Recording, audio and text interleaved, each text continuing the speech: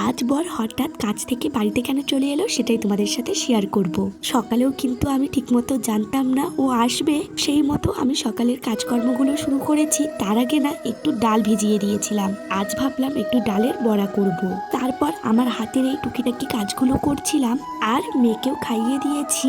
আজকে সকালে না বেশ ঠান্ডা ঠান্ডা একটা হাওয়া হচ্ছে, গায়ে লাগলে বেশ ভালো লাগছে। তারপরে আমিও একটু মুড়ি খেয়ে নিলাম। প্রথমে ভেবেছিলাম ও মনে হয় আজকে আসবে না, কিন্তু পরে ফোন করে বলল আমি বেরিয়ে পড়েছি। ও না বিয়ের পরও অনেকবার আমাকে রেখে দূরে গিয়েছে কাজের জন্য, তখন কিন্তু এমনটা হয়নি, কিন্তু এবার দেখলাম আমার থেকেও বেশি খারাপ লাগছে ওর মেয়ের জন্য। সারাক্ষণ শুধু বলছে ওর জন্য ভাল লাগছে না, ওর জন্য আমার কাজে মন বসছে না, আর আমার মেয়ে সারাক্ষণ শুধু বাবা বাবাই করে যাচ্ছে। তাই আমি বললাম ঠিক আছে, তোমার যদি ভালো না লাগে তাহলে তুমি বাড়ি চলে এসো। সেই মতো ও আজকে সকালে বেরিয়ে পড়েছে, আর বেশি দূরের রাস্তা নয়, ওই বিকেলের দিকেই চলে আসবে। সত্যি কথা বলতে নিজের বউয়ের থেকে নিজের বাচ্চার প্রতি কিন্তু অনেকটাই মায়াটা বেশি, বিশেষ করে আমার বরের পক্ষে।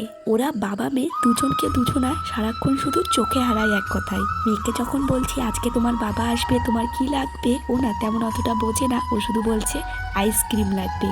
জানো তো আমারও বাবা ছোটবেলা আমাদের থেকে অনেকটাই দূরে থাকতো, যেই দিন করে বাবা বাড়িতে আসবে শুনতে পেলেই হলো সেই দিন সারাক্ষণ ফোন করে শুধু এটা লাগবে ওটা লাগবে, ওটা নিয়ে আসবে, ওটা কিন্তু তুমি ভুলবে না করে বাবাকে জ্বালিয়ে মারতাম। কিন্তু এখন আর সেরকমটা নেই। আশা করছি মেয়ে যখন আরেকটু বড় হবে ও এই কাজগুলোই করবে। এইদিকে আমার বর চলে এসেছে আর আমার মেয়ে ওর বাবাকেও পেয়ে গিয়েছে। ওর বাবা আসার পর থেকে ও 1 মিনিটের জন্য হলেও ওর বাবাকে ছাড়েনি, সারাক্ষণ ওর বাবার পিছে পিছে ও শুধু ঘুরছে।